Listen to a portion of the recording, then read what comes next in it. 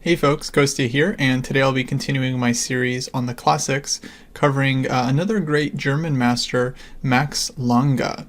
So like the previous player that we covered in this series, Anderssen, Lange was also a pretty fantastic attacking player.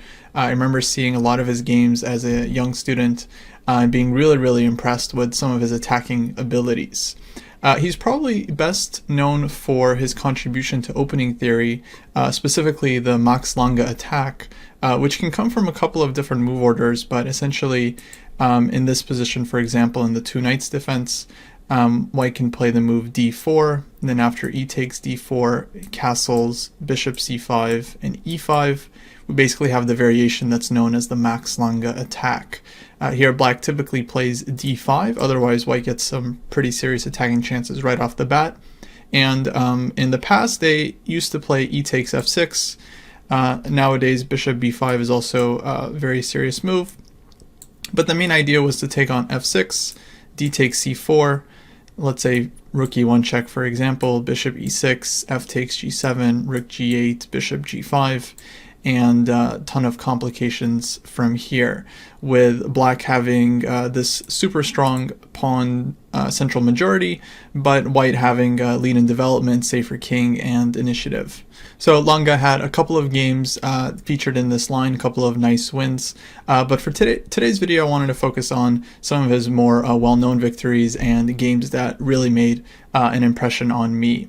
The first one is one of his games against Anderssen. These guys intersected quite a bit, and I would say the start of the fireworks came in this position here. This came from a king's gambit. White had already sacrificed the pawn, had some nice development as compensation, and here Lange goes for the attack with the move knight to e5, which I think was a really great start, hitting black's queen and essentially forcing black to take on e5 and give up the dark squared bishop.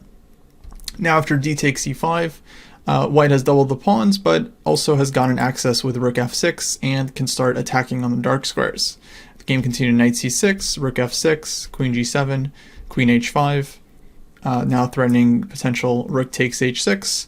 And here is where Anderssen went wrong with the move knight takes e5. He clearly didn't believe in white's attack, and so he grabs the material and threatens the bishop on c4. Instead, the absolute only move was king to h7, defending the h6 pawn, where after bishop e3, white still has some fantastic attacking chances. The rook is coming to h1, and white is really trying to pile onto this h6 pawn, but black will have a defensive resource of knight to g8. I did a little bit of analysis. I think the lines objectively are very complicated. All three results totally possible, and if you want to check it out, do see the link in the description below to the Lichess study that features not only all the games covered in this video, but also some bonus games that I won't be able to get to. So instead in the game, black went ahead and played knight takes e5, white played rook takes h6, and he's sacrificing the bishop on c4. At this point, black really should not have taken the bishop, but played something like d6, just trying to develop and get some defense going. But okay, black clearly didn't believe in the attack, takes on c4, bishop takes g5, and now white's attack, well, is pretty devastating. The rook is now coming to h1, and this tripling on the h-file is obviously extremely dangerous. Black played knight g6, covering the h8 square in advance, but now this allows knight to d5, and now white is threatening bishop f6, knight f6 check. Black was forced to play knight e3 check, just giving back a piece to avoid knight f6. White takes, d6, rook h1, rook to e8, and now the final move in this game, a very pretty idea, bishop to d4. The point is to deflect black's queen away from the king side. After queen takes d4, white wins with rook takes g6 check, takes, queen takes, king f8, rook f1, and black is just getting mated in the next couple of moves. So this was a really fantastic victory. The next game that really made an impression on me, I was a little bit disappointed to find out that this was likely just an analysis session between Anderssen and Lange. I did a little bit of digging here. The game is often given as Max Lunga playing black and Anderssen playing white, but according to historian Edward Winter, This game was probably just analysis between the two players and didn't actually happen in any kind of like casual setting. Nevertheless, the analysis provided a really, really fantastic combination. It's just one of my favorite combinations of all time. In this position, black goes d3 with already two pieces hanging. Black is simply opening up the diagonal for the bishop to come to c5 with check. And objectively, this does not work if white finds the move queen to e1. This is kind of like the refutation of black's idea. But in the analysis, the main line continues f takes g4, grabbing the bishop. Of course, taking the knight is not possible here because of white's queen. And the interesting thing here is that actually if you feed this position to an engine, at first it'll most likely give you two winning moves for white, queen e1 and f takes g4. But in fact, f takes g4 is not good for white. It actually loses by force. And a lot of engines, they don't exactly see the winning combination until you actually put it on the board. Bishop c5 check, king h1, knight g3, another nice sacrifice, h6 g3, and now queen to g5. So the point of black's last move is pretty clear, threatening queen h6 mates. It seems like after rook f5, white has everything covered. Now queen h6 is going to be met with rook h5, stopping the checkmate. But here comes the true point of black's play, h5.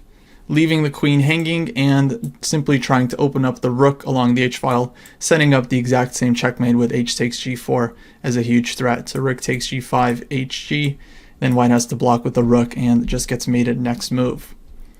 Instead, white has to go g takes h5, queen takes f5, and g4 just to defend the h5 pawn, but white's king is obviously still in huge danger here. After rook takes h5, takes, and queen to e4, black is now threatening queen h4 check as well as eyeing the e1 square. So after white plays queen f3, covering one check, it does not unfortunately cover the back rank, and black wins with queen h4, queen e1, and then bishop g1 check, followed by bishop f2, and queen g1 mate. So a truly fantastic combination. It's a bit of a shame that this move d3 never actually showed up in a real game, but this was likely just a combination found by the two brilliant players. Nevertheless, this idea with queen g5 and h5, I think this, once you see it, it really sticks with you for a long time. I'd also like to show two more very nice combinations. The first one played by Lange against Carl Mayet.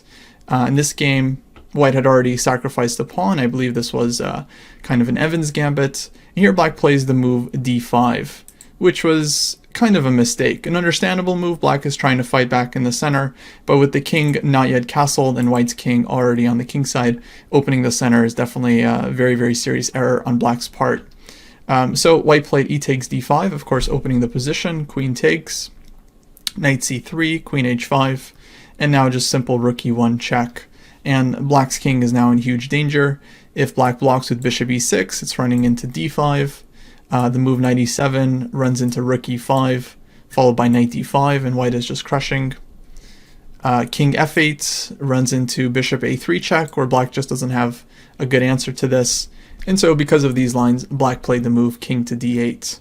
And now comes just a fantastic combination, knight to g5, opening up an attack against the queen on h5, but also hitting the f7 pawn.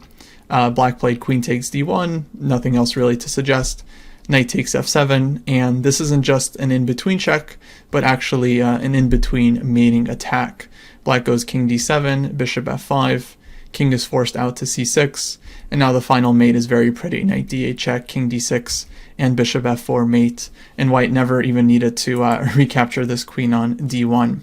And the final game I wanted to share in this video, the key position starts from here, where Max Lunga is again playing white, and black's last move was bishop g4 here. Honestly, white could probably just make any reasonable move, such as queen to d2, and would have just a fantastic position. For instance, queen d2, white is turning queen to f4 check, and black simply just has a horrible position here. The king is out in the open, white hasn't sacrificed anything and just has a tremendous attack. But instead, the move that Lange chose is pretty surprising. I remember seeing this one as a kid and just being in total awe of the combination. And I was even more surprised just recently when I ran this game through the engine to find out that for the most part, White's combination was completely sound. Black never had any kind of serious defense or way out. And Lange's combination here starts with the really fantastic move f3. So leaving the queen under attack on e2, but setting up a discover check with f takes g4. Black, of course, grabbed the queen with rook takes e2, f takes g4 check, and now king to e5. Instead, if black had played king to e7, as you can see, there would be rook f7 check, and then either the king goes to e8, where white takes on e2 first with check, and then will grab the queen, or has to go to d8 or d6, where white can take the queen with a check, and then pick up the rook on e2, and we'll just have a piece up and winning material advantage. So black played the move king to e5, white goes rook takes e2 check, king to d5, and now a very strong quiet move, knight to e4. And I'm pretty sure that white had already anticipated this one ahead of time. He simply keeps attacking black's king. White currently just has a rook and bishop for the queen, which isn't really enough. But now the threat is knight f6 check, and black's king is in pretty serious danger here. If queen takes g4, this simply just runs into the same fork anyway. So black tried to move king to c4, and here comes truly the star move of the entire combination, a4. Simply taking away the b5 square from black's king and preventing black's king from getting out. Now if the king keeps running, for example with king to b4, then after bishop d2, king takes a4, white simply wins back the queen with knight c5 check, and so the king isn't getting away. Instead, black tried queen takes g4, where then followed b3 check, king to b4, bishop d2 check, forcing the king even further into white's position, king to a3. Now a really interesting move, knight to c3. Objectively, this move was not white's best. It turns out even stronger was rook e1, where white sets up a very, very strong attack along the first rank with rook a1, rook fb1 coming, and so on, and black's king ends up getting mated. If you want, you can check out my annotations in the Lichess study linked below.